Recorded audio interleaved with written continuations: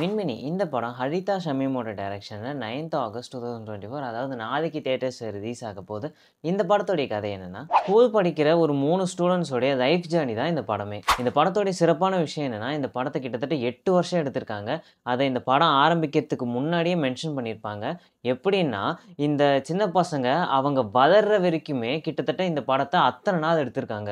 அதாவது ஸ்கூல் பசங்க தான் இருக்கிறவங்க, அவங்க இத்தனை வருஷத்துக்கு அப்புறமா இப்படி இருக்காங்கன்ட்டு 2 பேரை காட்டாம ஒரே கேரக்டர் அவங்க வளரவே இந்த படத்தை எடுத்திருந்தாங்க. உண்மையிலேயே இது பயங்கரமான ஒரு விஷயம் தான் சொல்லணும். இந்த படம் எல்லாருக்குமான படமான்னு கேட்டா நிச்சயமா கிடையாது. இந்த படம் ரொம்ப மெதுவா போகும். கதையை ஒரு ஸ்லோ பேஸ்ட் நரேஷனாக தான் சொல்லியிருப்பாங்க. டெக்னிக்கல் வைஸாக பார்த்தோன்னா மியூசிக்காக இருக்கட்டும், சினிமோட்டோகிராஃபியாக இருக்கட்டும், இது எல்லாமே டாப் நாச்சாக இருந்துச்சு.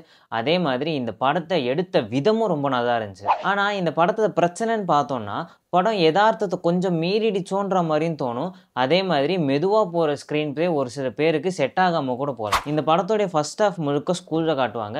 செகண்ட் ஹாஃப் முழுக்க இவங்க வளர்ந்ததுக்கு அப்புறமா லடாக், ஹிமாலயாஸுக்கு போகிற மாதிரி ஒரு பைக் ரைடாகவே தான் காட்டியிருப்பாங்க. இந்த படத்தில் நீங்கள் மெயினாக லாஜிக்ன்றது எதிர்பார்க்காம பார்த்தீங்க அப்படின்னா இந்த படத்தை நீங்கள் என்ஜாய் பண்ணலாம். ஸோ நான் முன்னாடியே சொன்ன மாதிரி இந்த படம் ரொம்ப மெதுவாக போகும். அதே மாதிரி ஒரு சில இடங்களில் உங்களுக்கு கேள்விகளும் வரதுக்கு வாய்ப்பு இருக்குது.